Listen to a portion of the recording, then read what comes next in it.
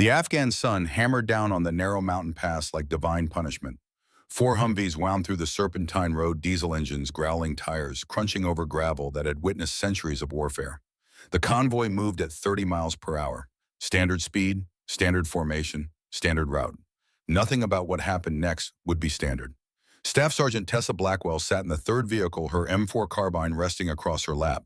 28 years old, 5'4", 118 pounds. Her hands rested light on the weapon. Professional, relaxed, the hands of someone who'd carried rifles so long, they'd become extensions of her body. But Tessa Blackwell's military occupational specialty wasn't infantry. It was 92A automated logistics specialist. She managed supply chains, tracked inventory, processed requisition forms in climate-controlled warehouses at Forward Operating Base Chapman. Her hands were supposed to hold clipboards and computer mice, not combat rifles. Yet here she sat, returning from a logistics coordination meeting at a sister base, her eyes scanning the ridgeline with the systematic precision of a trained operator. Left to right, high to low, checking angles, measuring distances, counting potential firing positions. Muscle memory older than her enlistment papers. "Another milk run," Corporal Davis said from the driver's seat. His hands were loose on the wheel, too loose, fingers drumming against the worn leather. "Should be back for chow in 90 minutes. Maybe catch the game if the satellite's working." Tessa didn't respond. Something felt wrong. The kind of wrong that lived in the primitive brainstem, the part of the human brain that had kept the species alive for 200,000 years by recognizing when predators were near. The pass was too quiet, no birds wheeling overhead, no goats picking their way across the slopes, no movement except the shimmer of heat rising from sun-baked stone. Just the rumble of engines and the whisper of wind through ancient rock formations that had watched empires rise and fall and rise again. Tessa's right hand drifted toward her radio. Her fingers found the transmit button, muscle memory, making the movement automatic and unconscious. "Lead vehicle, this is 3. Recommend we..." The world exploded. The lead Humvee erupted in a fireball so massive it seemed to consume the sky itself. The improvised explosive device detonated with the force of 200 pounds of homemade explosives packed into a Soviet-era artillery shell. The shockwave hit Tessa's chest like a sledgehammer swung by an angry god. Her vehicle rocked on its suspension. The Humvee ahead lifted completely off the ground, flipping end over end in a grotesque parody of a gymnast's routine before crashing down in a twisted sculpture of burning metal and shattered lives. Then the ridgelines came alive. Muzzle flashes sparked from dozens of positions like malevolent fireflies. A K-47 fire merged into a continuous roar that made thought impossible. Rocket-propelled grenades streaked through the air, leaving trails of white smoke against the cloudless blue. One missed their windshield by inches and exploded against the cliff wall, showering the convoy with rock fragments and shrapnel that pinged off armor plating like deadly hail. A coordinated ambush, perfectly executed. Textbook kill zone. "Contact, contact," someone screamed over the radio. Static and panic made the voice unrecognizable. "All units, we are in the kill zone. Repeat, we are..." The transmission cut off mid-word. Davis yanked the wheel hard right. Too hard. The Humvee's right wheels caught the edge where the road crumbled away into a 60-foot drop. Tessa felt the sickening sensation of weightlessness that moment, when gravity pauses before reasserting its authority. Then they were falling. The vehicle rolled. Once. The world inverted. Twice. Metal shrieked against stone. 3 times. Glass shattered into 1,000 diamonds of pain. Tessa slammed against her restraints. Then the door frame. Then the roof that was now the floor. The impacts came so fast they blurred together into one continuous assault. Metal shrieked. Glass shattered. Men screamed. The world became a violent kaleidoscope of pain and chaos and the absolute certainty of death. When the Humvee finally stopped rolling, it was on its side. Tessa hung suspended by her seatbelt, disoriented, her ears ringing with a high-pitched whine that drowned out everything else. Warm liquid ran down her face. Blood. Her blood. The metallic taste filled her mouth. Then the pain arrived. Her left leg was pinned beneath the collapsed doorframe, crushed at an angle that made her stomach lurch and bile rise in her throat. Worse, she felt wetness spreading across her left side. Hot, sticky, the unmistakable sensation of internal bleeding. Shrapnel. She'd taken shrapnel to her left flank just below her ribs. "Davis," she gasped through teeth clenched against the agony. The corporal hung motionless in his restraints, head tilted at an angle necks weren't designed to achieve. His eyes were open, staring at nothing, dead, neck broken in the rollover, 22 years old, from Des Moines, engaged to a girl named Sarah who worked at a veterinary clinic. Gone.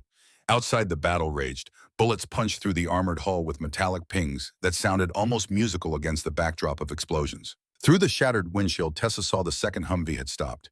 Its gunner slumped over the 50 caliber machine gun body riddled with rounds, dark blood pooling beneath the weapon mount. The fourth vehicle was trying to back up its driver, panicking, exposing the convoy's rear to enfilading fire.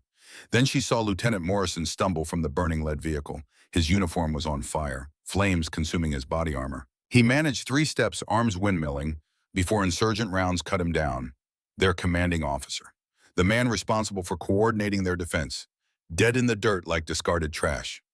"We're going to die here," a voice sobbed over the radio, young, terrified. "We're all going to die. Oh God, we're—" Something happened inside Tessa's mind in that moment. A switch flipped. Training that wasn't supposed to exist flooded through her nervous system like ice water through her veins, cooling panic into calculation. Her vision sharpened. Her breathing steadied into the controlled rhythm she'd been taught. 4 seconds in, 7 seconds hold, 8 seconds out. The pain receded to a distant background hum, still present, but no longer controlling. She counted muzzle flashes. 18, maybe 20 enemy fighters. They held the high ground. They had numerical advantage. They had surprise. They had the convoy pinned in a textbook kill zone with limited cover and no leadership. Someone had to take command. Tessa unclipped her seatbelt and dropped awkwardly onto what was now the floor. Her pinned leg protested violently, nerve endings, firing distress signals that made her vision blur and stars dance at the edges.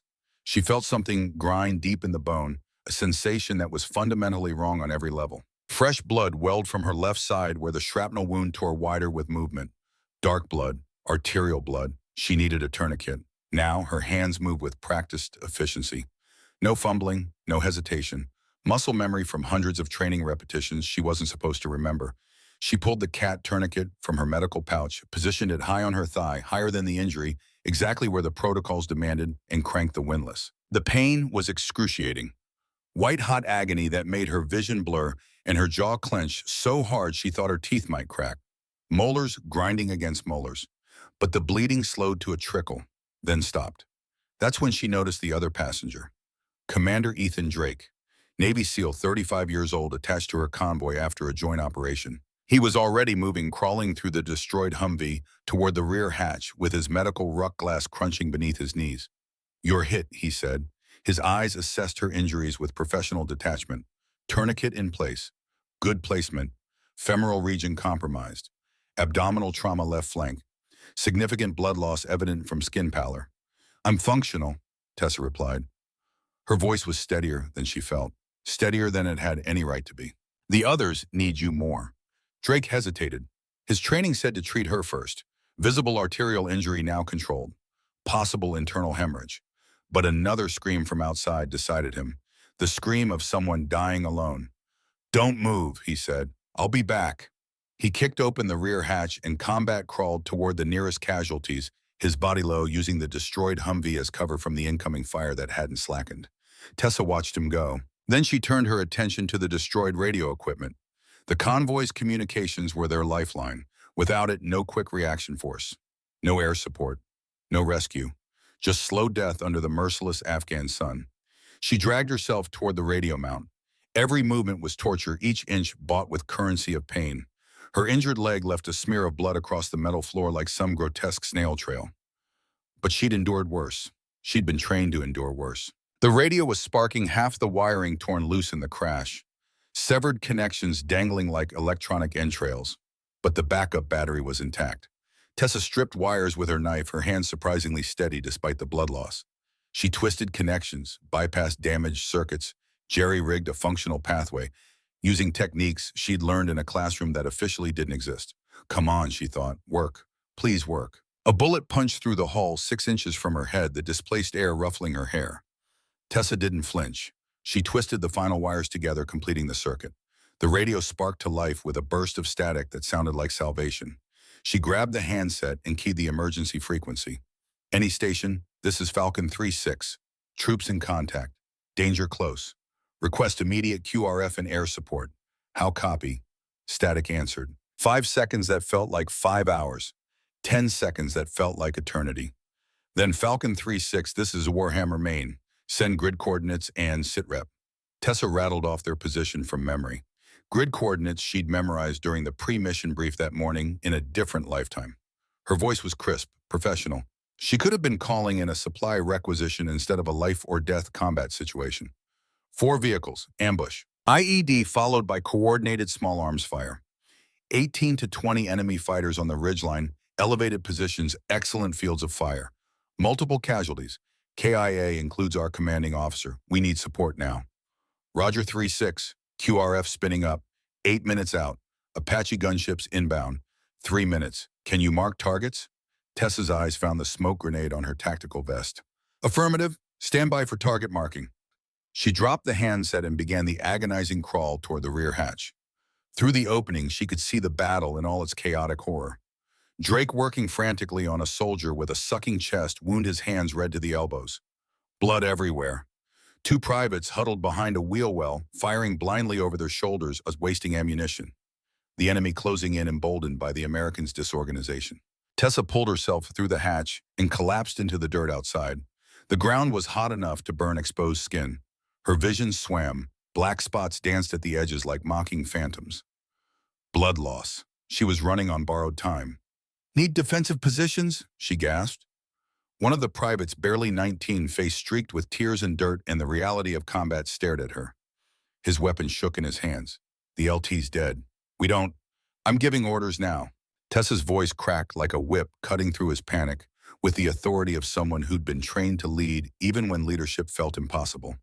You and Jackson establish a perimeter on the north side. Sustained fire. Keep their heads down. Controlled bursts. Make every round count. The private's mouth opened. Closed. Then he moved. Muscle memory overriding fear. Drake, Tessa called. How many critical... The SEAL looked up from his patient surprise flickering across his face at the command presence in her voice. Logistics officers didn't sound like that. Didn't move like that. 3 critical. 5 wounded but mobile. Mobile wounded grab weapons from the KYAs and form a firing line. We hold until the cavalry arrives.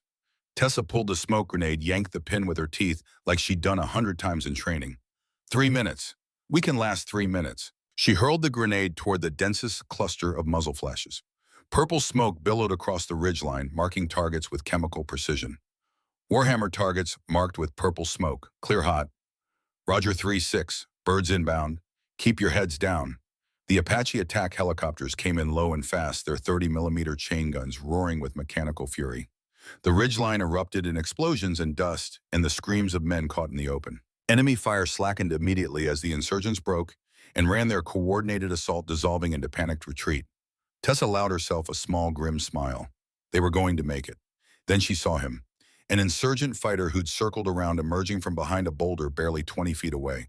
Young, maybe 18, a K-47 raised, aimed directly at Drake's back as he worked on his patient completely exposed. No time to shout a warning, no time to think. Tessa's hand dropped to her sidearm, drawing in one fluid motion. Her M9 came up. Sight picture perfect despite her shaking hands, despite the blood loss, despite the pain that threatened to drag her under. She fired twice. Both rounds struck center mass. The insurgent crumpled his weapon, clattering against stone. Drake spun around, eyes wide, staring at the dead fighter. Then at Tessa. She saw the questions forming on his face, the recognition that something didn't add up. Logistics officers didn't shoot like competitive marksmen.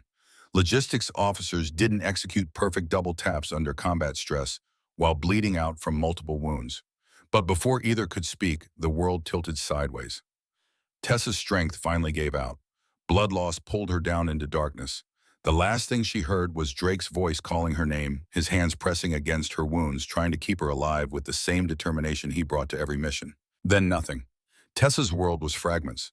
Pain and consciousness trading places in irregular intervals like a broken film reel. She felt hands on her, firm, professional, moving with purpose in the confidence of someone who'd done this 1,000 times. Pressure on her left side where the shrapnel had torn through. A voice, male, calm but urgent, cutting through the fog. Stay with me, Blackwell. You don't get to check out now, not after that stunt. Drake, the SEAL medic. She tried to speak. Only a groan escaped her lips, primitive and animal. Thready pulse. Significant blood loss from the abdominal wound and femoral region. Drake muttered more to himself than anyone else. His hands moved with practiced efficiency, packing her side wound with quick clot gauze. The hemostatic agent burned like molten metal, jolting Tessa closer to consciousness with chemical fire. Tourniquet probably saved your life, but we need to get you out of here now. Through slitted eyes, Tessa saw him working. His uniform was soaked in blood, hers and that of the other casualties he'd been treating. But his hands were steady, his face a mask of professional concentration. She'd seen that look before, the look of someone who refused to let death win. Warhammer, this is Drake. I need urgent medevac for a priority alpha. Female late 20s. Tourniquet in place for left femoral region. Penetrating shrapnel wound to left flank, possible internal bleeding. Multiple orthopedic trauma to left lower extremity. She's critical, but stable. The Apache helicopters continued their gun runs overhead, their thunderous roar providing cover as quick reaction force Humvees screamed into the kill zone. Soldiers poured out, establishing a defensive perimeter. Medics rushing to the wounded with the organized chaos of emergency response. A staff sergeant from the QRF approached Drake, taking in the carnage with eyes that had seen too much. Jesus Christ. What happened here? Coordinated ambush, IED, followed by small arms fire from elevated positions. They knew our route, our timing. This was planned. Who organized the defense? Looks like you held them off pretty damn well considering. The sergeant gestured at the tactical positioning, the proper fields of fire, the evidence of someone who knew what they were doing. Drake's eyes flicked to Tessa's unconscious form. She did, the logistics officer. She took command after the LT was killed. The staff sergeant's eyebrows shot up. A logistics officer. She repaired our comms under fire, called in the QRF, marked targets for the gun runs, organized the defensive perimeter, all with a mangled leg and a shrapnel wound that should have put her in shock. Drake finished securing Tessa's bandages, and she made a combat shot that saved my life. Double tap, center mass 20 feet, while bleeding out. The sergeant whistled low. Well, I'll be damned. The distinctive whumping of a Black Hawk medevac helicopter grew louder as it approached. Drake waved it in. Within seconds, the bird was on the ground, rotors kicking up a maelstrom of dust and debris that stung exposed skin.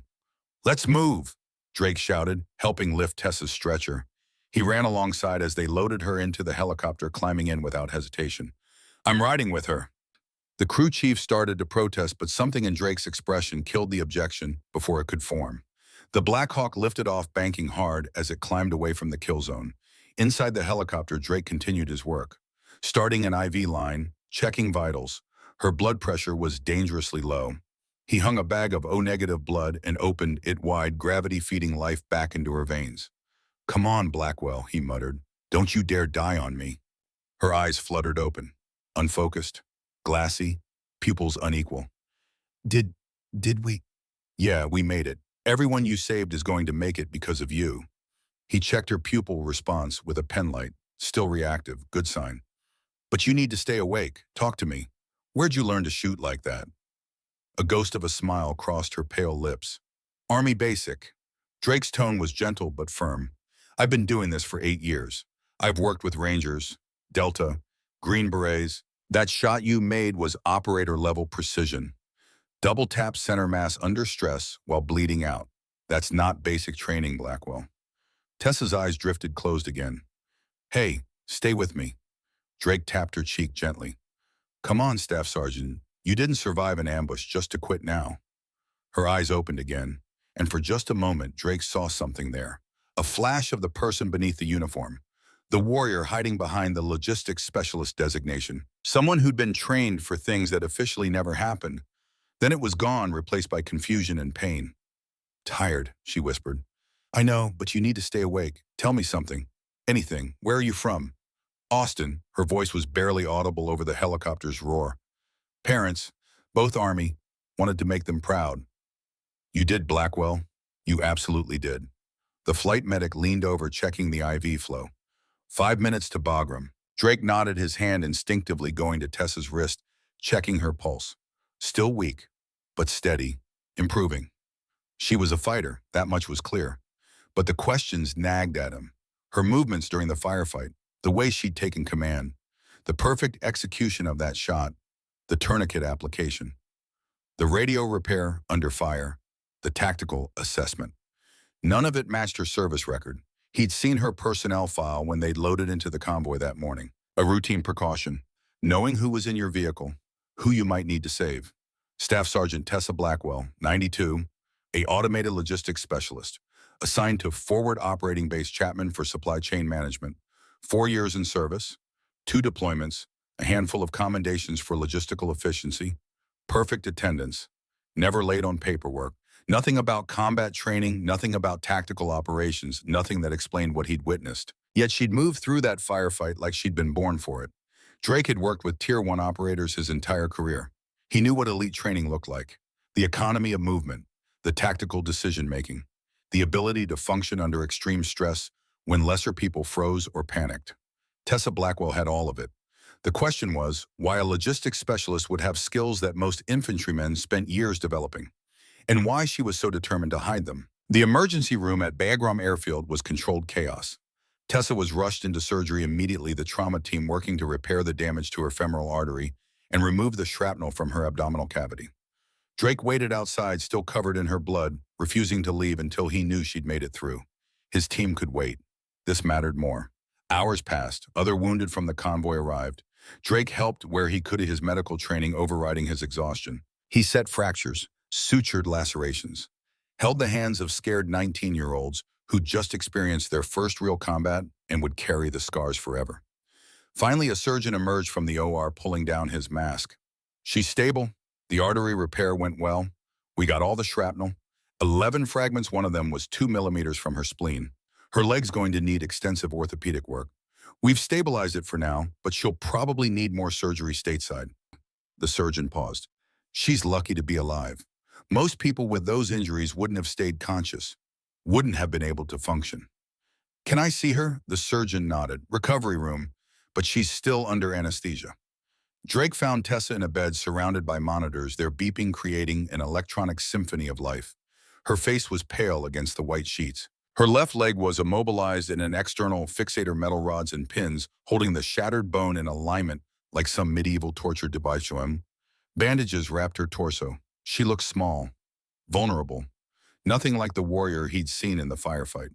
He pulled up a chair and sat suddenly exhausted. The adrenaline that had carried him through the last 6 hours was fading, leaving only fatigue in its wake.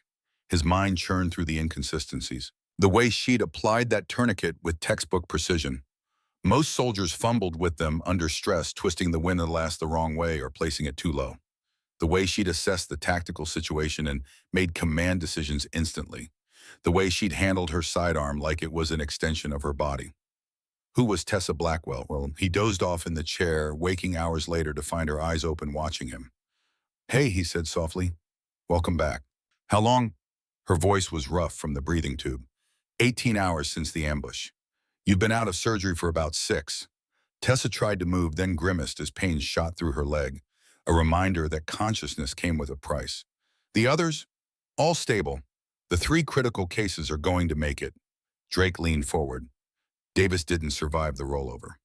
Tessa's jaw tightened, a moment of silence for the dead, for a young man from Des Moines who'd never see his fiancée again. "Blackwell," Drake said carefully, "you saved 6 lives yesterday. Maybe more. If you hadn't gotten that radio working, hadn't organized the defense." "Just did what needed doing," she said, looking away. "That's just it. Most people freeze. Most people panic. You moved like you'd done it 1,000 times before." He kept his voice casual, non-threatening. "Where did you really learn that?" Tessa's jaw tightened. "I told you. Basic training." "Right. And I'm just a simple medic who doesn't know the difference between basic combat skills and special operations level performance." Before Tessa could respond, the curtain around her bed pulled back with a metallic scrape. A man in civilian clothes stood there, khakis and a polo shirt that screamed contractor.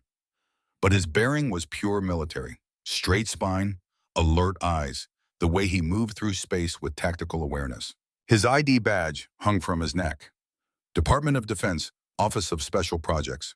No name, just a number. The man's eyes were cold, assessing. He looked at Drake with the kind of stare that made even SEALs uncomfortable. "Commander Drake," the man said. His voice was flat, authoritative, the voice of someone used to being obeyed. "I need to speak with Staff Sergeant Blackwell privately." Medical matters. It wasn't a request. Drake stood slowly, his eyes met Tessa's. He saw something there, a flash of resignation, maybe fear, the look of someone who knew what was coming and couldn't stop it. "I'll be right outside," he told her. As he stepped through the curtain, he heard the man speak, his voice low but carrying. "You broke protocol, Blackwell." Drake's hand was still on the curtain fabric. He should walk away, give them privacy. Mind his own business like a good SEAL who understood operational security. Instead, he stayed, just out of sight, listening. The engagement rules were clear, the contractor continued. Tessa's reply was defiant, stronger than Drake expected from someone who'd just come out of surgery. "I saved American lives. That was my protocol. Your protocol was to maintain your cover. Your protocol was to not draw attention. Your protocol. My protocol went out the window when that IED detonated." Tessa's voice rose angry now.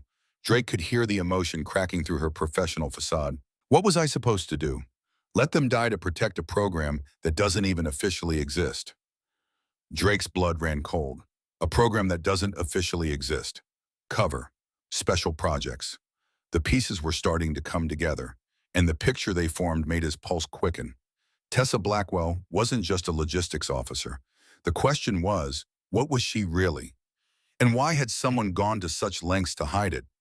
Drake stepped away from the curtain quietly, his mind racing. He walked down the hospital corridor, pulling out his phone. He opened an encrypted message app and typed to an old friend from BUD/S training, who now worked in Naval Special Warfare Development Group. "Need a favor. Ever hear of something called Project Athena? Trying to understand something I witnessed. Curiosity only." The response came back minutes later. "Never heard of it, but if it's black enough that I haven't heard of it, you probably shouldn't be asking." "Why?" Drake stared at his phone for a long moment before typing. "Met someone interesting. Skill set doesn't match their resume. Leave it alone, brother. Those programs have teeth. People who ask questions about them sometimes get answers they don't want. Sometimes stop asking questions altogether, if you know what I mean." Good advice. Drake deleted the message thread and pocketed his phone. He probably wouldn't take it. 2 weeks later, Tessa stood at the window of her room at Landstuhl Regional Medical Center in Germany. Her left leg was still in the external fixator, the metal rods and pins a constant reminder of fragility. She walked with crutches. Every step was negotiation with pain. But she was walking. That was something. The view outside was gray, overcast, so different from the harsh sunlight of Afghanistan. She'd been transferred here for additional surgery and rehabilitation before her eventual return to the States. Before they decided what to do with her. Before they buried her again.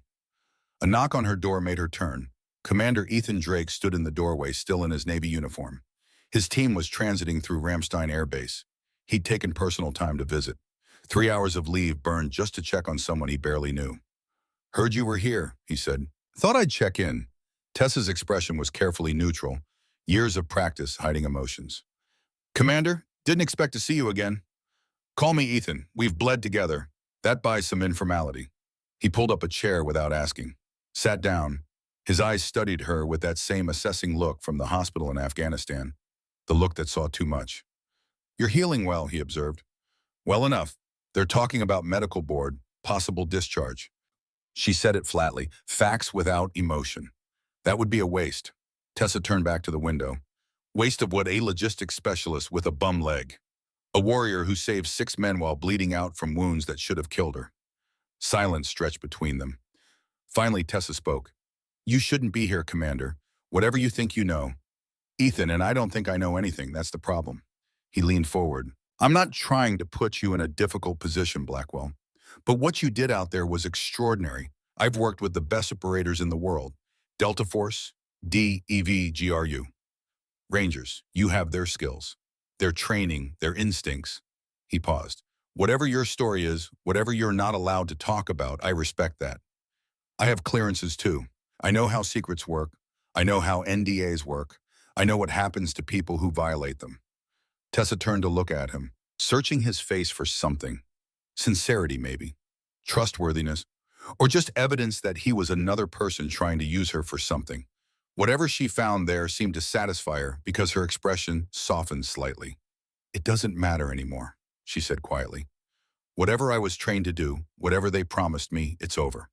I'm being shipped stateside. Medical discharge probably. Desk job if I'm lucky. She laughed bitterly. Back to counting bullets instead of using them. You don't know that. Your leg. My leg is destroyed, Ethan. I felt it shatter. I know what compound fractures mean. I know the recovery time, the rehabilitation requirements. Her voice cracked. I know my career is over before it ever really started. Ethan wanted to argue, to tell her she was wrong. But he'd seen the x-rays. The orthopedic surgeon had shown him professional courtesy between medical personnel. The femur was shattered in 3 places. The tibia fractured. Ligament damage throughout. It was a miracle she'd been able to move at all, let alone fight. For what it's worth, Ethan said, you were better than most of the operators I've worked with. Whatever program trained you, they did it right. Tessa's eyes glistened with unshed tears. Thanks. That actually means a lot. They sat in comfortable silence for a while. The beeping of monitors and distant hospital sounds filled the space between them, the rhythms of life continuing despite trauma. Finally, Tessa spoke again. Can I ask you something? Anything. Why are you still here? You're a SEAL. You have your own team, your own missions. Why are you sitting in a hospital room with a logistics officer you barely know? Ethan considered the question. Why was he here? Professional courtesy, medical responsibility, or something else? That nagging curiosity about the woman who'd saved his life and didn't fit the mold she'd been placed in. Honestly, I'm not sure, he admitted. Maybe because I recognize something in you. That look in your eyes when you're fighting, when you're pushing through pain that would drop most people. I've seen it in the mirror, he paused. It's the look of someone who has something to prove. And what do I have to prove? That's the question, isn't it? Ethan smiled. But I have a feeling you'll find a way to answer it. Before Tessa could respond, there was another knock. A nurse entered, clipboard in hand. Staff Sergeant Blackwell, I need to do a vitals check, and the doctor wants to discuss your transfer arrangements. Ethan stood. I should go. Let you rest. Ethan, Tessa called as he reached the door. Thank you for everything. He nodded. When you get stateside, if you need anything, advice, resources, just someone to talk to, reach out. He pulled out a piece of paper with his email address and phone number, set it on her bedside table. No pressure, but the offer stands. After he left, Tessa picked up the paper, held it like it was something precious. A lifeline, a possibility, a future that might exist beyond hospital beds and medical boards and the slow death of dreams deferred. She tucked it into her pocket next to the dog tags she still wore. The tags that didn't list her real qualifications, didn't mention the 18 months of training that officially never happened, didn't acknowledge the 30 women who'd been promised a place in history and instead got reassignments and non-disclosure agreements and the bitter taste of broken promises. Outside her window, the German sky remained gray and overcast. But somewhere beyond those clouds, Tessa thought the sun was still shining. She just had to find a way to reach it. 3 months later, the California sun felt like redemption, or maybe just a different kind of torture. Tessa stood in the physical therapy wing of Naval Medical Center, San Diego, sweat pouring down her face, her left leg trembling as she completed another single-leg squat. The external fixator was gone now, replaced by surgical scars that ran up her thigh like railroad tracks mapping trauma. Angry red lines that told the story of 3 surgeries, 2 infections, and countless hours of rehabilitation that felt like punishment for the crime of survival. Her physical therapist, a former Marine named Patterson, watched with professional detachment. That's enough for today, Staff Sergeant. One more set. Your leg is shaking. You're compensating with your hip. That's how you tear something else. One more set, Patterson sighed. He'd learned weeks ago that arguing with Tessa Blackwell was like arguing with the tide. Inevitable, pointless, a waste of energy that could be better spent elsewhere. She completed 5 more reps, each one slower than the last, each one accompanied by a grinding sensation deep in her femur that made her vision blur and her breath catch. When she finally stopped, her leg gave out completely. She caught herself on the parallel bars, breathing hard, her knuckles white from the grip. Satisfied? Patterson asked. No. She wasn't lying. 6 weeks from now, she faced a fitness evaluation that would determine whether she remained on active duty or received a medical discharge. The requirements were brutal. Designed, she suspected, by people who wanted her to fail, who needed her to fail, to prove that women like her didn't belong. That Project Athena had been a mistake from the start. Her phone buzzed in her gym bag, a text from a number she'd memorized but never saved, still keeping operational security even in her thoughts. Coronado Warehouse, 0500 tomorrow. Bring your gear. ED. Tessa stared at the message for a long moment. Ethan Drake, the SEAL medic who'd seen too much, who'd asked too many questions, who'd given her his contact information in Germany with a promise of help she'd been too proud to accept. Until now, she typed a single word in response.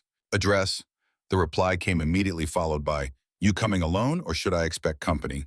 Alone. Good. Some things are better kept quiet. Tessa deleted the message thread, grabbed her crutches, ignored the way Patterson was watching her with concern that bordered on suspicion. Tomorrow morning, she would either take the first step toward reclaiming her future or confirm that it was already lost. Either way, she was done waiting for permission to fight. The warehouse sat at the edge of Coronado, isolated from the main naval facilities by a quarter-mile of chain-link fence and institutional neglect. Tessa arrived at 0455, parking her beat-up Honda Civic in the gravel lot. The building looked abandoned. Rusted metal siding, broken windows covered with plywood, graffiti tags marking territories that no longer mattered. A place where official business didn't happen, perfect for unofficial business. She grabbed her gym bag and walked toward the entrance, her gait still uneven despite months of physical therapy. Each step a reminder of limitations. The door was unlocked. She pushed it open. Inside, the warehouse had been transformed. Weight racks lined one wall, professional-grade equipment that looked military surplus. Pull-up bars hung from exposed ceiling beams. A section of the floor was marked off with tape to simulate a tactical shoot house, complete with pop-up targets. In the far corner, a makeshift medical station with anatomical dummies and trauma supplies that smelled of fresh plastic. 3 people stood near a coffee station, turning as she entered. Ethan Drake stepped forward, still had that same assessing look, that way of seeing through people to whatever truth they were trying to hide. "Blackwell, you made it." "You said 0500, it's 0458. A ghost of a smile touched his lips. "Good, time discipline matters." He gestured to the others. "Meet the team." The first man was in his early 40s, powerfully built, despite the prosthetic leg that replaced everything below his left knee. His handshake was crushing the grip of someone who'd rebuilt themselves through sheer will. "Garrett Stone. Lost this in Fallujah 2006. Doctors said I'd never run again. Ran a marathon last year." His eyes were kind but hard, the eyes of someone who'd seen the worst humanity could offer and refused to let it break him. "Ethan tells me you're tough. We'll see." The second man was late 30s, stocky with the weathered look of someone who spent his life in saltwater. Wade Preston, combat diving instructor. He nodded respectfully but didn't offer platitudes. "Ma'am, I handle conditioning. Hope you can swim." "Well enough. We'll see about that too." The third person made Tessa pause. A woman, early 30s, tall and lean with the coiled readiness of a predator. Lieutenant Quinn Maddox. She extended her hand and her grip was just as crushing as Stone's. "Heard you killed an insurgent while bleeding out," Quinn said. "Impressive." "One shot," Tessa corrected. "The other was necessity." Quinn's smile was knowing. "Sure it was." Ethan clapped his hands together. "All right, Blackwell, you said on the phone you've got a fitness evaluation in 6 weeks. That gives us 42 days to make you into something resembling combat ready. We're going to start with a baseline assessment. I need to see what we're working with." "What do you want me to do?" "Everything." The next hour was systematic torture. Deadlifts. Tessa managed 155 pounds for 3 reps, her leg protesting violently with each pull. Pull-ups were agony, her reconstructed core muscles burning with lactic acid. Box jumps made her vision blur from the impact shock traveling up her damaged femur. But she didn't stop, didn't complain, didn't show weakness. When Garrett finally called a halt, Tessa's shirt was soaked through. Her leg was cramping, but she was still standing. "Okay," Garrett said, consulting his notes. "Current deadlift max around 160. Runtime will be slower. We'll test that tomorrow. Upper body strength is decent. Core needs work. Leg strength is compromised but functional." He looked up at her. "What are your evaluation requirements?" 225-pound deadlift for 3 reps. 3-mile run under 24 minutes. Full tactical mobility course. Live fire close quarters battle scenario with casualty extraction. Wade let out a low whistle. "That's aggressive for someone without your injury history." "That's the point," Tessa said. Her jaw was tight. "They want me to fail." "Who's they?" Quinn asked. Tessa hesitated. How much to tell them? How much could she tell them without violating the NDA that hung over her head like a sword of Damocles? How much truth before the consequences became real? Ethan must have sensed her hesitation. "You don't have to explain everything, But we need to know what we're up against. These standards, they're not random. Someone designed them specifically to exploit your weaknesses. Tessa took a breath, made a decision. Trust or isolation, those were her options. Colonel Harper Stratton, he's on the evaluation panel. In 2022, he voted to terminate a classified training program, a program I was part of. The warehouse was quiet except for the distant sound of traffic and the hum of fluorescent lights. Quinn's expression shifted from curiosity to something harder, understanding. The one that doesn't officially exist, she said. It wasn't a question. Tessa nodded. Garrett crossed his arms. So this evaluation isn't really about fitness. It's about bearing evidence that the program worked. Something like that. And if you pass, I get recommended for a JSOC task force. Task Force Valkyrie. Mixed Gender Special Operations Unit. It's new, experimental, but it's real. Quinn's eyes lit up with the fire of someone who'd been waiting for this moment. I heard whispers about that. Direct action roles. Intelligence, tactical analysis. Some direct action in specific scenarios. It's not full SEAL integration, but it's close. And Tessa paused.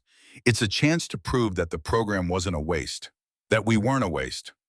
Garrett studied her for a long moment, then nodded. 6 weeks. It's not much time. He looked at the others. But if Project Athena trained her like I think it did, then the foundation is there. We're not building from scratch. We're reactivating muscle memory and building around her injury. Wade cracked his knuckles. I can work with that. Quinn stepped forward. Her voice was fierce. When you're in this warehouse, you're not a logistics officer. You're an operator. You don't apologize for your skills. You don't downplay your abilities. And you sure as hell don't let anyone, including yourself, tell you that you don't belong. Something broke open inside Tessa's chest. A pressure she'd been carrying for 3 years since the day Project Athena was terminated, and she'd been reassigned to count ammunition in climate-controlled warehouses, while men with half her training deployed to do the work she'd been prepared for.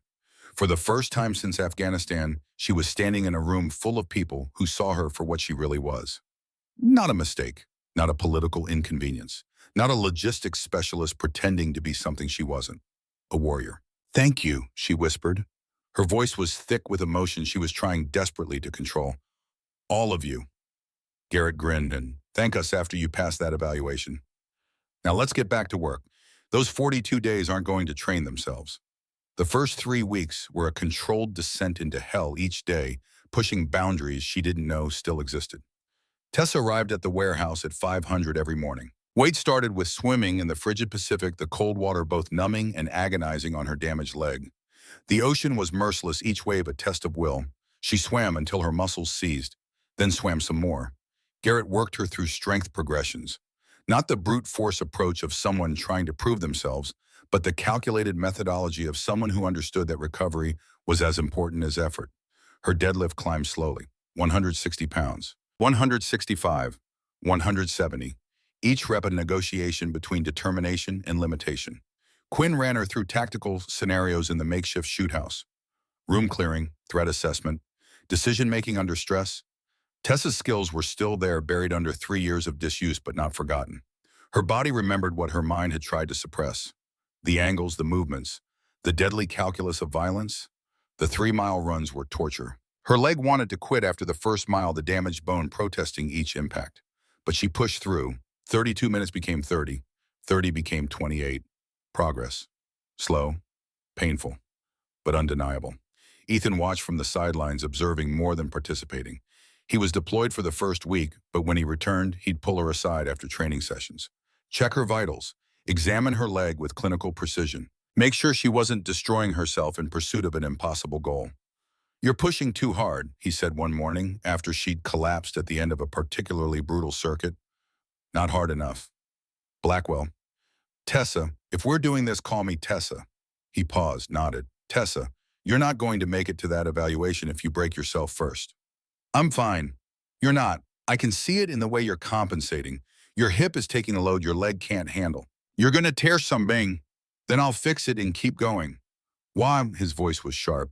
Why are you doing this? And don't tell me it's just about proving them wrong. Tessa sat up, breathing hard, sweat dripping into her eyes. You want to know why? Because 30 women spent 18 months training to be the best. We passed every test they gave us. We met every standard. And then they terminated the program because politicians decided it was too controversial, too risky, too threatening to the status quo. Her hands clenched into fists. Those 30 women scattered to the winds. Most of them got out, took their discharges, tried to forget. But I couldn't. Every day I sat in that warehouse counting bullets, I felt like I was dying. Like everything I'd trained for, everything I'd sacrificed was just evaporating. She met his eyes. So yes, I'm pushing too hard. Because if I fail this evaluation, it's not just me they bury. It's all 30 of us.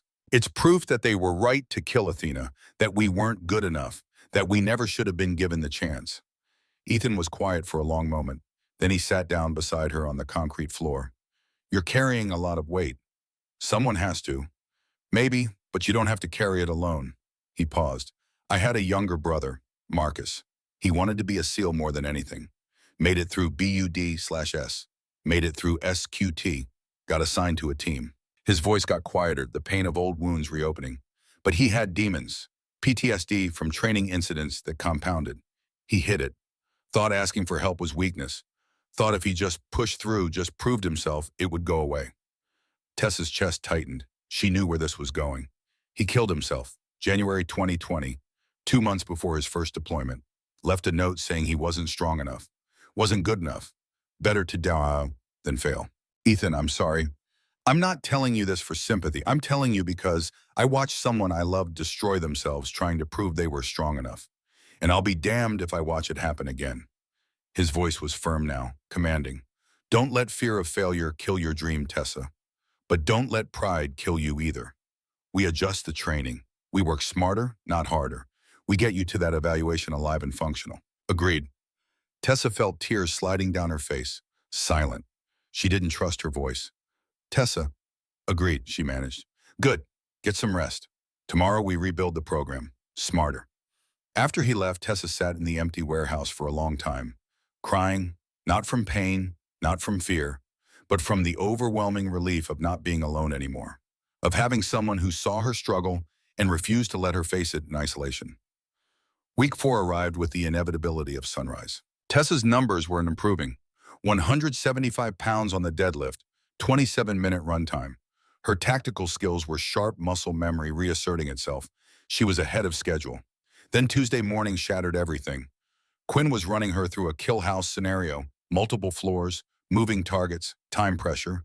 Tessa had cleared the first floor perfectly, her movements fluid and efficient, started up the stairs to the second level.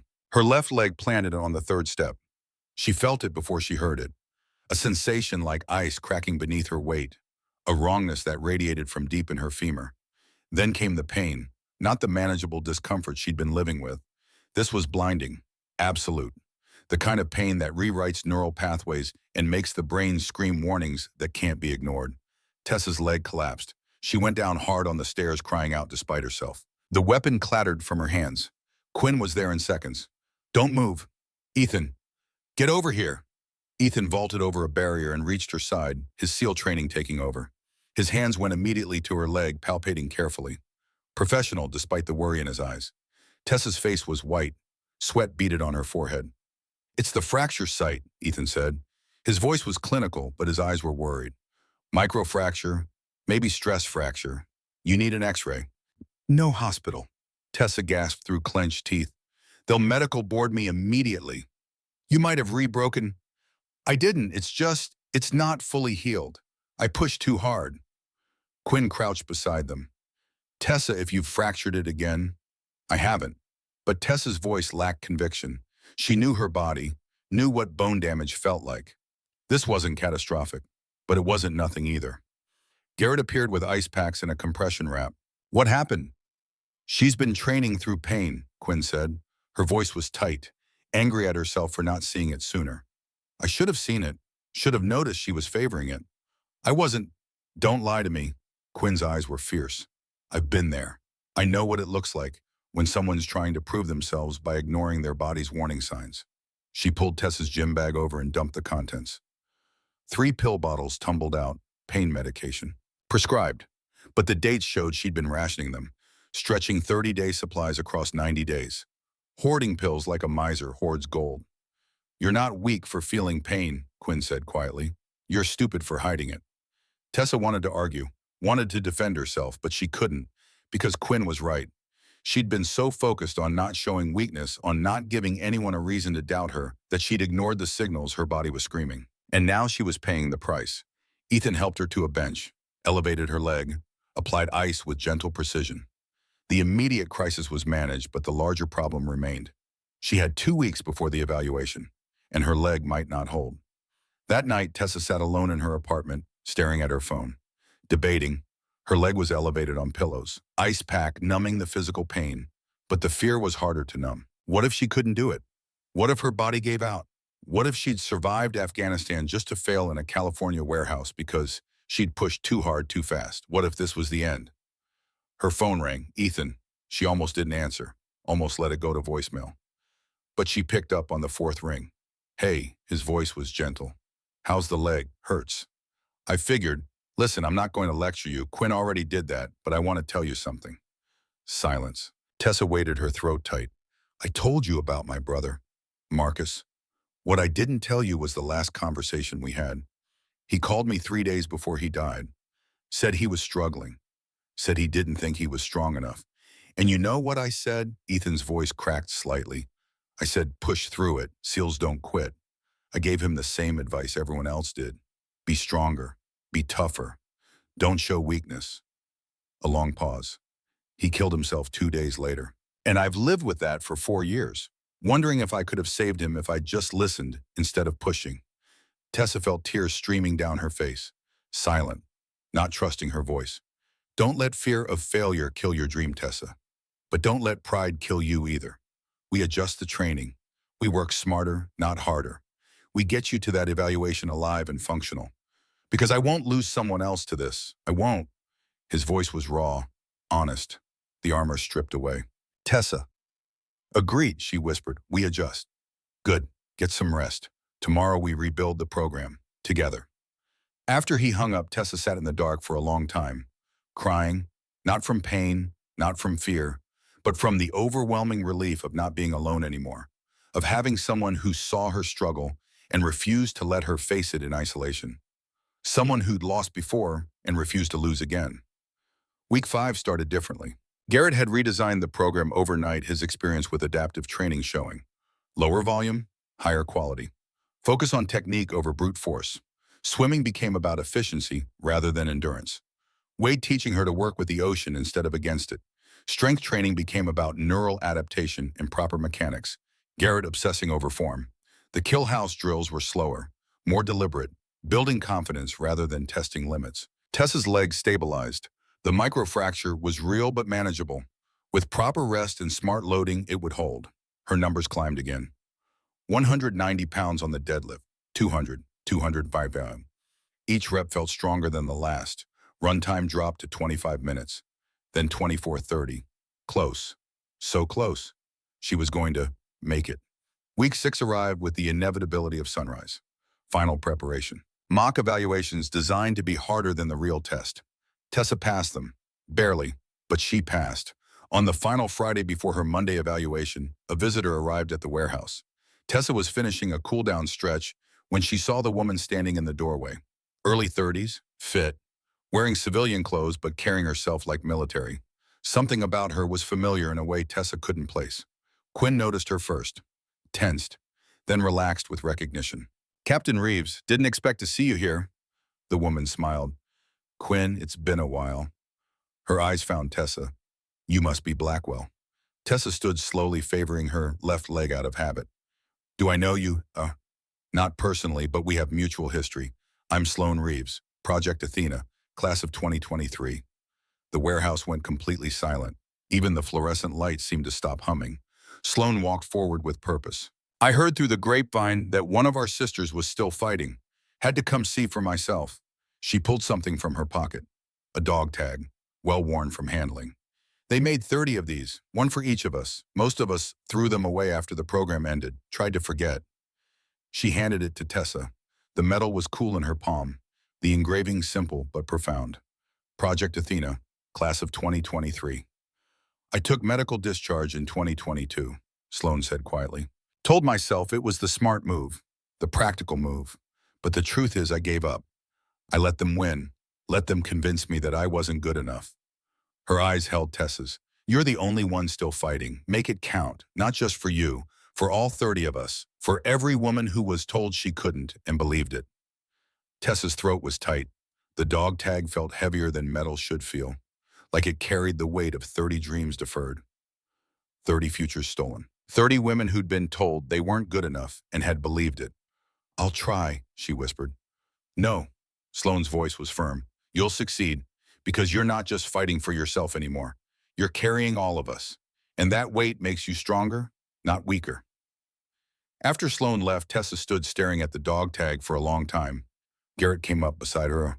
Heavy, isn't it? He said, carrying other people's hopes. Yeah, good. Heavy things make us stronger. That's why I can run marathons on one leg.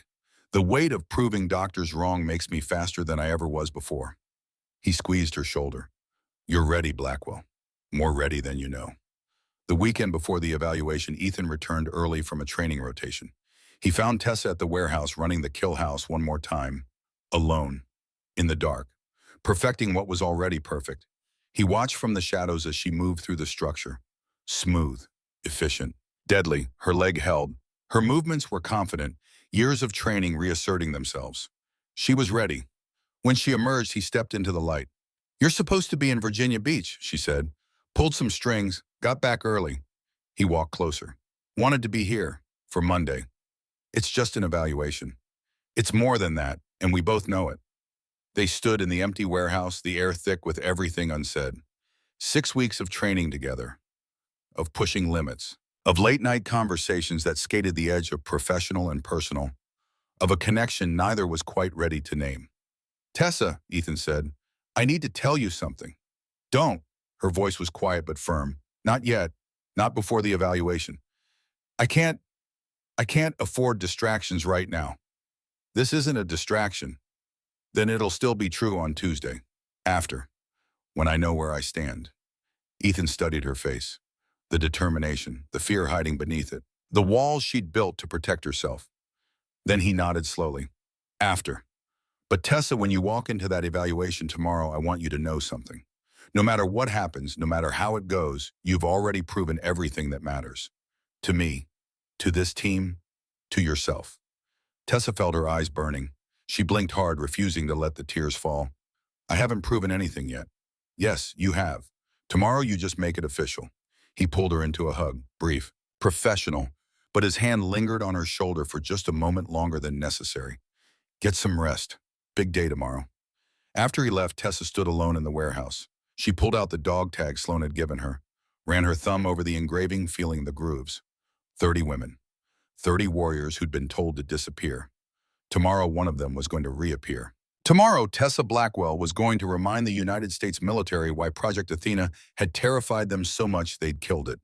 Tomorrow, she was going to prove that some things refused to stay buried. She clipped the dog tag to her chain, next to her official tags, a reminder of who she really was beneath the logistics specialist designation. Then she turned off the lights and walked out of the warehouse. Ready. Monday morning arrived with a marine layer so thick the Pacific Ocean disappeared into gray nothingness. Tessa stood outside the Naval Special Warfare Command fitness facility at 06:15, 15 minutes early, staring at the building that would determine her future. The structure was unremarkable. Concrete and glass, government functional, utilitarian architecture designed by the lowest bidder. But inside those walls waited a panel of officers who held her career in their hands. Officers who'd already decided what they wanted the outcome to be. They wanted her to fail. She knew it with the same certainty she knew her leg would ache, knew the morning would be cold, knew the sun would eventually burn through the pain even if she couldn't see it yet. Colonel Harper Stratton had designed this evaluation specifically to expose her weaknesses, to prove that Project Athena had been a mistake, that women like her didn't belong in combat roles, that the program's termination had been justified all along. He didn't know that Tessa Blackwell had spent 6 weeks preparing for exactly this kind of fight. The door behind her opened. Ethan emerged carrying 2 coffee cups. He wore his service-wear khakis. Professional, but his eyes held something warmer than professional courtesy. Couldn't sleep, he asked, offering her a cup.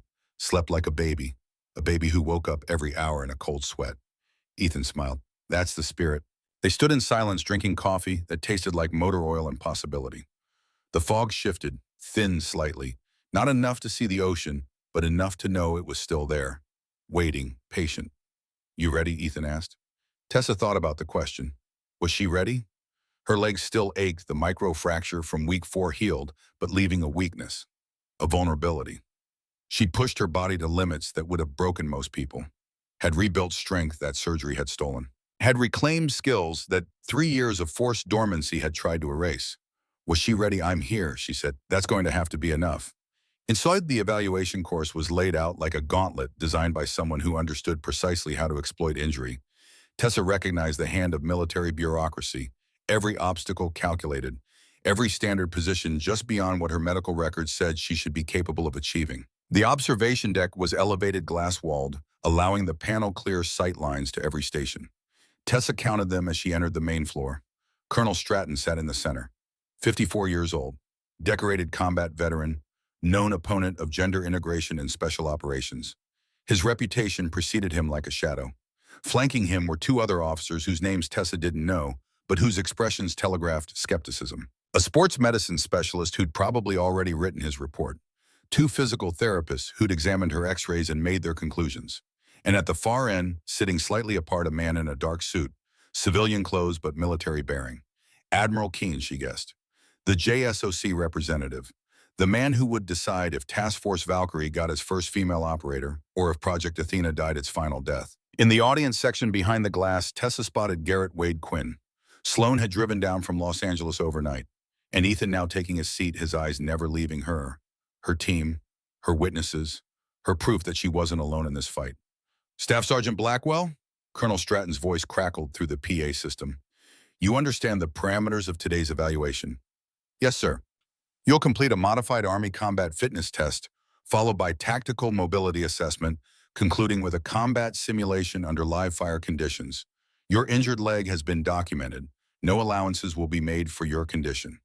You either meet the standard or you don't. Clear. Crystal clear, sir. Then let's begin. The first test was pure physics. Deadlift, 225 pounds, 3 repetitions. Tessa approached the bar with her heart hammering against her ribs. 6 weeks ago, she could barely manage 155 pounds. Now she needed to move 70 pounds more, 3 times, with a leg that wanted to betray her. She gripped the bar, adjusted her stance. Her left leg felt wrong, the angle slightly off, the weight distribution uneven. But she'd trained for this, had spent hours with Garrett learning to compensate, to use her core, her glutes, her back, to make her whole body work as a system instead of relying on bilateral leg strength she no longer possessed. She took a breath, not the quick, shallow breath of panic, the deep, controlled breath of someone who'd learned to manage autonomic responses. 4 seconds in, 7 seconds hold, 8 seconds out. Her heart rate dropped. Her vision sharpened. The world narrowed to her in the bar. She pulled. The weight came up, smooth, controlled. Her left leg held, trembling, protesting, but holding. 1. Reset. Breathe, the same ritual, the same physics. Pull. 2. Her leg was burning now, muscle fibers firing in patterns that weren't quite right. Compensatory recruitment, but functional. Adequate. Enough. Reset. Final pull. 3. She dropped the bar with a controlled bang that echoed through the facility. The electronic timer on the wall read 23 seconds. Pass. From the observation deck, she heard nothing. No applause, no acknowledgement. Just the scratching of pens on evaluation forms. Colonel Stratton's voice came through the speakers, flat, emotionless. Next station? Pull-ups, sit-ups, sprint, drag carry. Each event pushed her body to its limits. Each event she passed. Not with the dominant performance of someone uninjured, but with the grim determination of someone who refused to let physical damage define capability. After 90 minutes, she'd passed every physical standard. Her uniform was soaked through with sweat. Her leg was cramping, but she was still standing. One of the physical therapists leaned toward Stratton, murmuring something Tessa couldn't hear. Stratton's expression remained neutral, but his eyes narrowed slightly. He'd expected her to fail by now. The tactical mobility test came next. An obstacle course designed to simulate combat movement. Walls to scale, trenches to cross. A tire run that would test ankle stability and proprioception that injury had damaged. Rope climbs, all while carrying 50 pounds of gear and a rifle. Begin, the evaluator called by, and Tessa attacked the course with controlled aggression. Wall climb first. She used her right leg for the initial explosive push, pulled with her arms, hauled herself over. Her left leg barely touched the obstacle. The trench crossing required a leap that made her heart stop. A mid-air moment of vulnerability where if her leg gave out on landing, she'd collapse. In the evaluation. Proved Stratton right. She launched, flew, landed. Her leg held, barely, but it held. The tire run was agony, each footfall jarring her reconstructed femur. She felt the bone flex, felt the hardware inside shifting under load. Her teeth clenched so hard her jaw ached. But she ran, one tire, another, another. Then came the rope climb, 15 feet of thick naval rope hanging from a crossbeam. Arms only, no leg assistance allowed. The test was simple. Reach the top, ring the bell, descend. Tessa jumped, gripped, started climbing. Her arms burned with lactic acid. 10 feet, 12 feet, then her left leg started cramping. Not the mild discomfort she'd been managing all morning. The violent, full muscle seizure that made her vision blur and her breath catch. The kind of cramp that came from pushing damaged tissue beyond its physiological limits. Don't look down, she thought. A memory surfaced from somewhere deep. Not from Project Athena training. Older. Deeper. A childhood memory she hadn't accessed in years. Her father, teaching her to climb. She couldn't have been more than 8 years old. His voice patient but firm. Never look down, Tessa. Only up. The top is the only thing that matters. Once you're at the top, the descent takes care of itself. She pushed through the cramp, through the pain that made her want to let go, to drop, to end this torture. 14 feet. Her hand found the bell, rang it. The sound was small, insignificant, but it meant everything. She descended. When her feet hit the ground, her left leg buckled momentarily. She caught herself, locked the knee, forced it to hold through sheer will. The evaluator consulted his stopwatch. 4 minutes, 32 seconds. Pass. From the observation deck, Colonel Stratton stood abruptly. Objection. The facility went silent. The evaluator looked up confused. Stratton's voice came through the PA sharp with vindication. Staff Sergeant Blackwell favored her right leg throughout the course. Visible compensation patterns. In real combat conditions, that kind of mobility compromise would result in mission failure and potential casualty. This is not a pass by any reasonable standard. Admiral Keene leaned forward. His voice was calm, authoritative, the voice of someone who outranked everyone in the room. Did she complete this course within the time standard? Yes, but did she meet the technical requirements of each obstacle? Stratton's jaw tightened visibly. Technically, yes, however. Then the spirit of the evaluation is irrelevant, Colonel. She met the standard as written. We continue. Stratton sat back down slowly. His expression promised that this wasn't over, not by a long shot. The final phase began 30 minutes later, after Tessa had been given water, in a brief rest period that did nothing to alleviate the mounting damage to her leg. The combat simulation was set up in a 3-story structure at the facility's edge. Live fire exercise. Simulated casualty evacuation under hostile conditions. The scenario was classified until entry designed to test decision-making under pressure and the ability to execute complex tasks while managing combat stress. The evaluator explained the parameters. You'll enter a hostile structure. Locate and extract a wounded friendly to the extraction point. Time limit is 8 minutes. Live rounds will be fired overhead to simulate enemy contact. The casualty weighs 180 pounds. Standard fireman carry or drag authorized. Questions? No, sir. Your time begins when you cross the threshold. Tessa checked her weapon, a training M4 with simulated weight to match a combat load. Her leg was already trembling, the cumulative damage from the morning's events compounding like interest on a debt. She'd pushed it too far. She knew it. But there was no stopping now. She crossed the threshold. The first floor was a maze of plywood walls and doorways. Tessa cleared it with the methodical precision Quinn had drilled into her. Slice the pie on corners, check angles, maintain muzzle discipline. Simulated gunfire erupted overhead. Blanks fired from concealed speakers, realistic enough to trigger stress responses, to make the heart race and the breath quicken. She found the stairs, started up. The casualty was on the second floor, a 180-pound dummy positioned in a room at the far end of a corridor. Tessa assessed it quickly. Simulated gunshot wound to the chest, airway clear, breathing, circulation compromised but not immediately life-threatening. She grabbed the dummy's drag handle, considered her options. Fireman carry would be faster, but required explosive leg string. She wasn't sure she had. Drag would be slower, steadier, less likely to cause catastrophic failure. She chose speed. Tessa hoisted the dummy into a fireman's carry. The weight settled across her shoulders, 180 pounds of dead weight that made her legs scream in protest. She turned toward the stairs, started down. That's when everything went wrong. Her left leg, already damaged, already compromised, already pushed beyond every reasonable limit, finally betrayed her completely. The cramping from the rope climb had never fully released. Now it returned with savage intensity. The muscle seized, locked, refused to bear weight. Tessa's knee buckled. She crashed down on the stairs, hard. The dummy sliding from her shoulders. Pain exploded through her leg, white hot, blinding, absolute. The kind of pain that rewired neural pathways and made rational thought impossible. In the observation deck, Colonel Stratton stood, triumphant. Physical failure under stress. Evaluation terminated. Disqualified. But Tessa wasn't listening. She was remembering Afghanistan, remembering the moment when her leg had been pinned beneath the Humvee doorframe, when she'd felt the bones shatter, when every instinct had screamed for her to give up, to wait for rescue, to let someone else take responsibility. She'd refused then. She refused now. Tessa grabbed the dummy's harness, started dragging it, not down the stairs. That was impossible with one functional leg. But she could crawl, she could pull, she could move forward even if she couldn't stand. The extraction point was 50 feet away. She made it 5 feet, then 10, her left leg dragging behind her like dead weight. But her arms worked.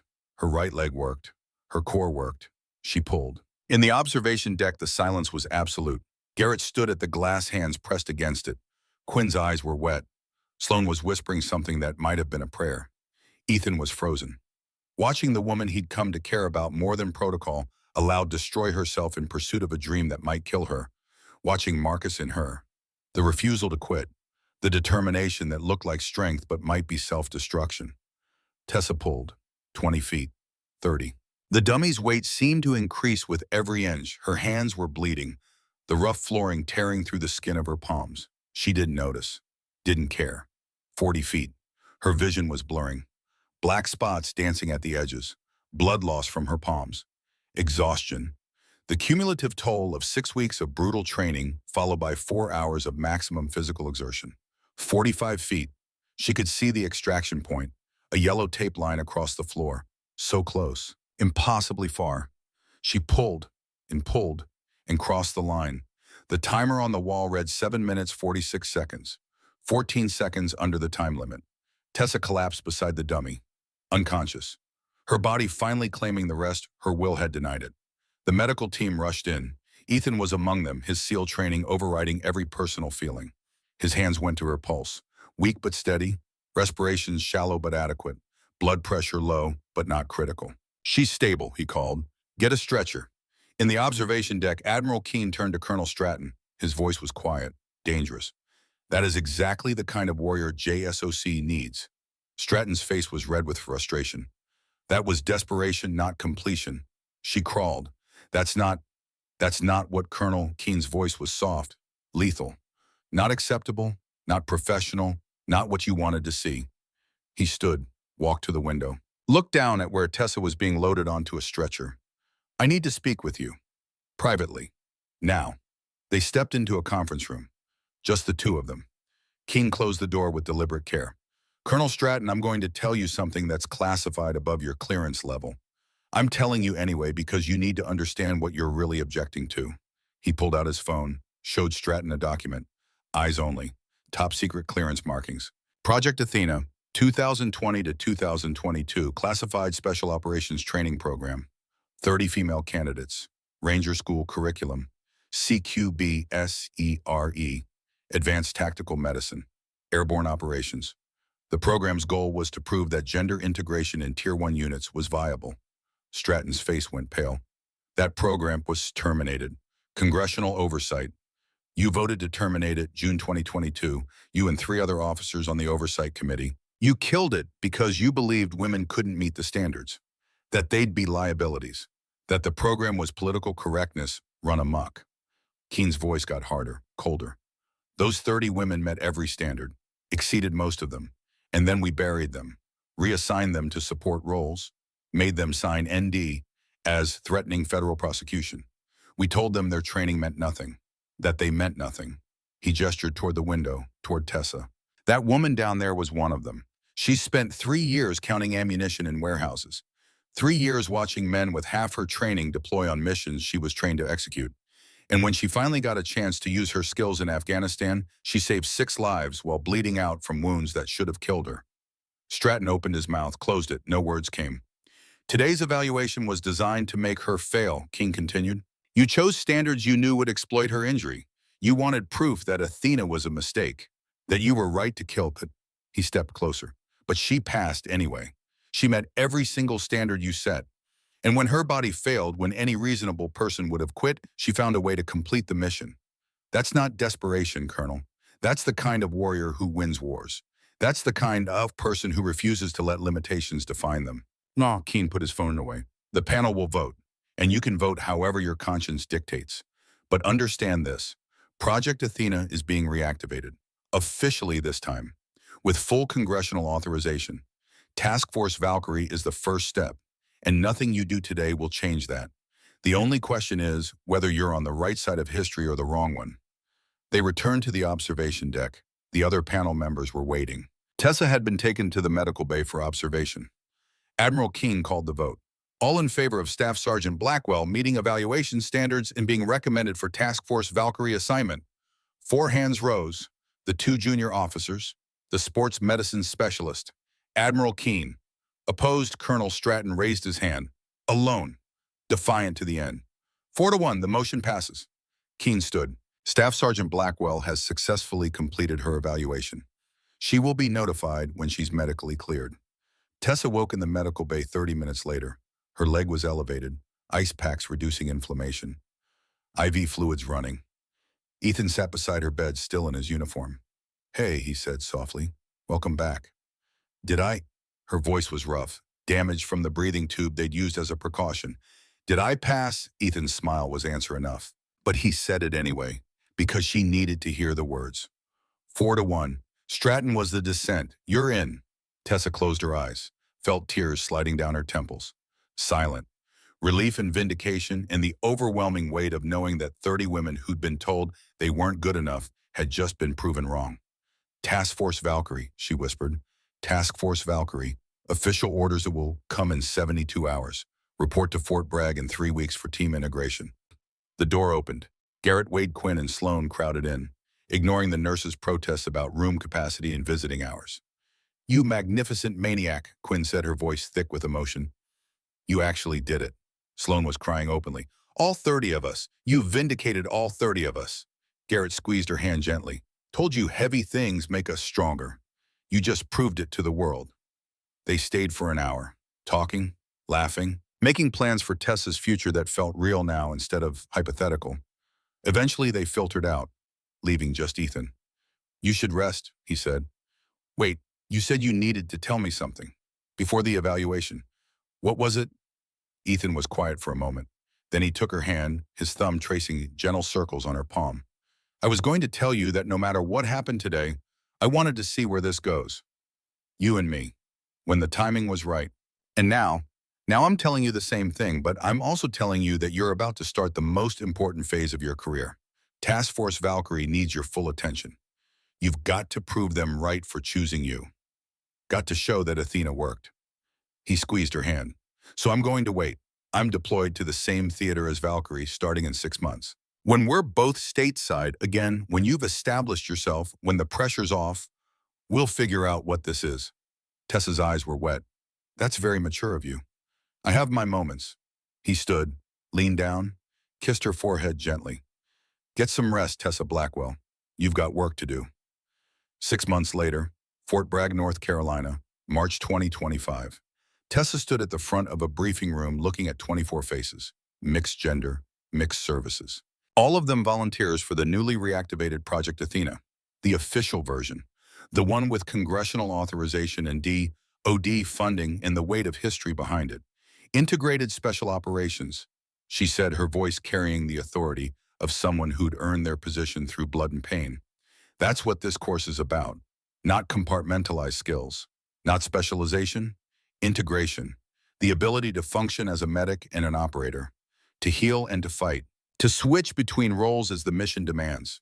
She clicked to the next slide. A photo of herself in Afghanistan, bleeding, unconscious, being loaded into a medevac helicopter. This is what happens when you only know half of what you need to know. I was trained as an operator, but I didn't have formal medical credentials beyond basic combat lifesaver. When I got hit, I could barely manage my own injuries. Imagine if I'd had proper combat medical training. How many more people I could have saved. Next slide, the obstacle course from her evaluation. The rope climb. This is what happens when you push damaged tissue beyond its limits.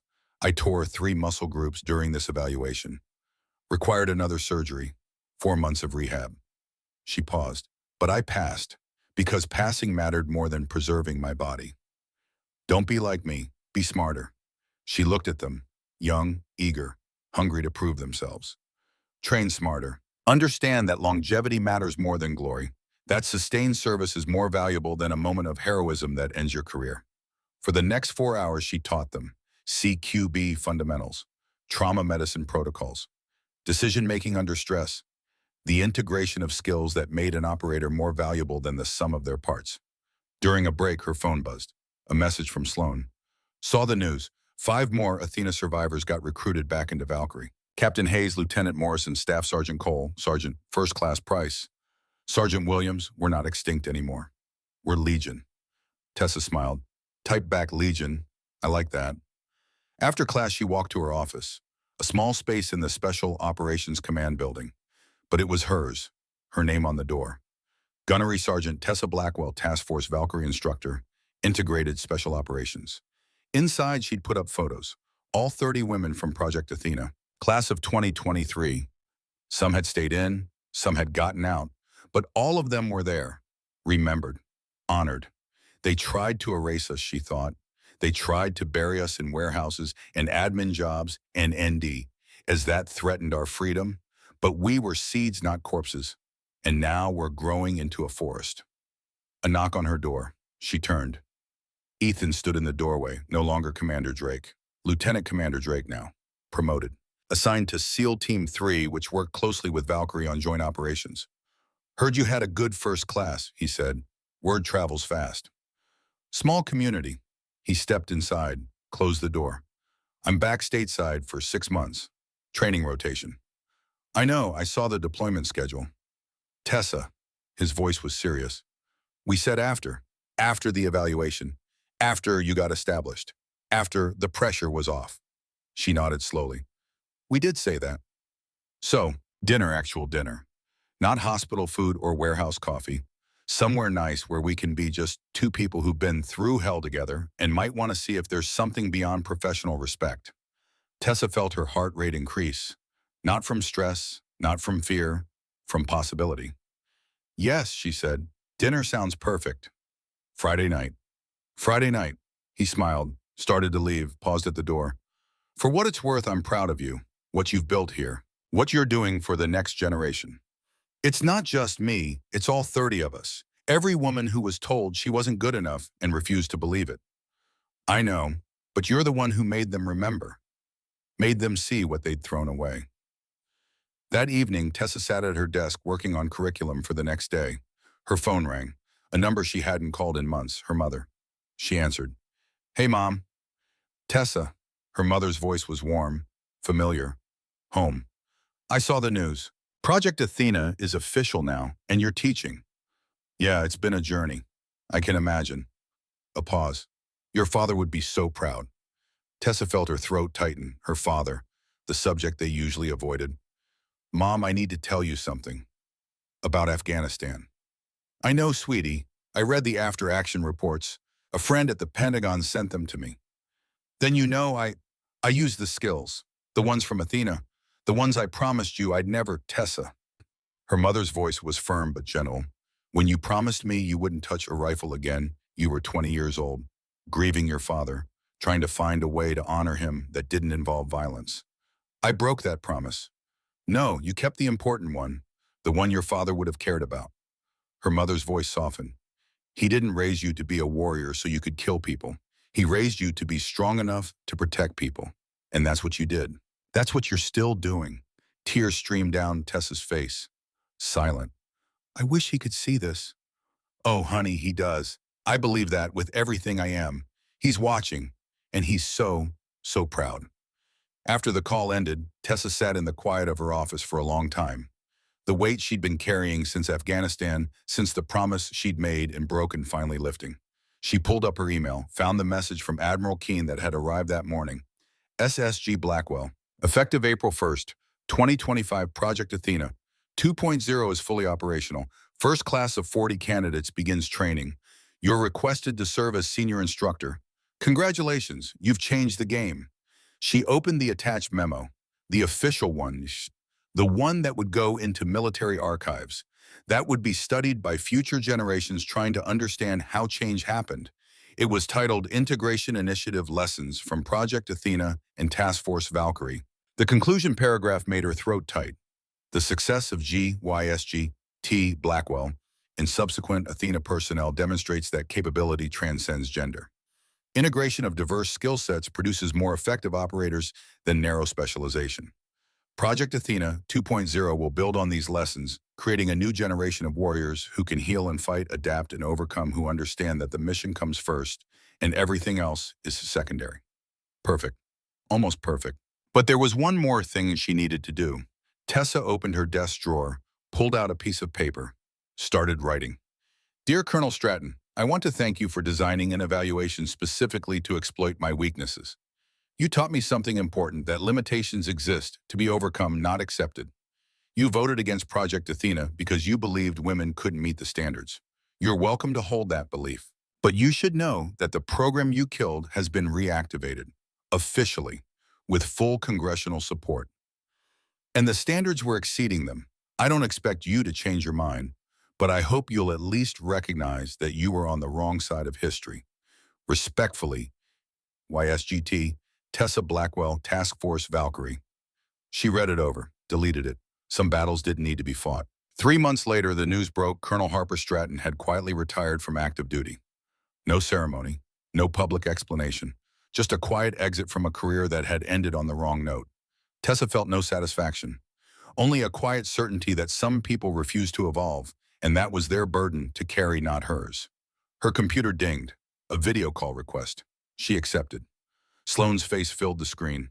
Behind her, 4 other women, all former Athena members. All now part of Valkyrie or Athena 2.0. We heard the news, Sloane said. Athena 2.0 is official. 40 candidates. Just got the memo. Tessa, you did this. You made them see. We did this, all of us, everyone who refused to disappear. The other women crowded into frame. Lieutenant Morrison, Captain Hayes, Staff Sergeant Cole, Sergeant First Class Price.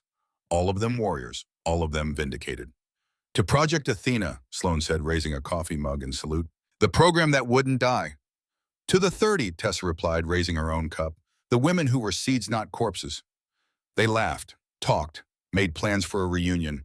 For the first time in 3 years, they didn't have to whisper, didn't have to hide, didn't have to pretend they were less than they were. After the call ended, Tessa sat in the quiet of her office, exhausted, satisfied, complete. Her legs still ached. It always would. The scars would never fully fade. The damage was permanent.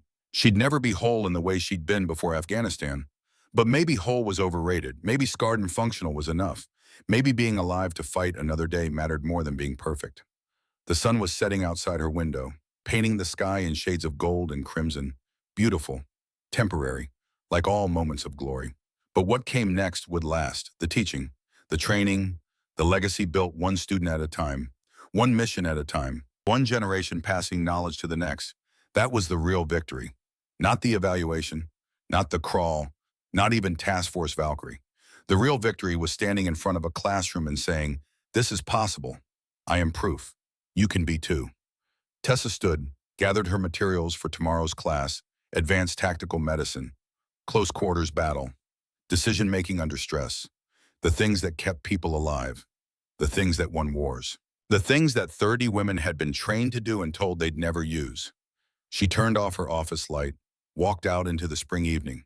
Her leg barely limped now. Physical therapy and time had done their work. She'd never be whole again. Not in the way she'd been before Afghanistan, but maybe whole was overrated.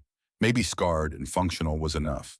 Maybe being alive to fight another day mattered more than being perfect. Tomorrow, 24 students would learn what integration really meant, would learn that the hands that heal can also kill, that warriors weren't one-dimensional, that the future of special operations wasn't about who could carry the most weight or run the fastest mile. It was about who could adapt, who could think, who could function when the plan fell apart and the mission became about crawling 50 feet with a dummy on your back and a leg that wanted to quit. Tessa smiled. Those students had no idea how much their lives were about to change. But she did, and she couldn't wait to show them. The quiet storm had passed, but its legacy was just beginning. And in the years to come, when historians look back at the integration of women into special operations, they would point to this moment, to this woman, to the one who refused to stay buried, to Gunnery Sergeant Tessa Blackwell, Project Athena, Class of 2023, the seed that became a forest.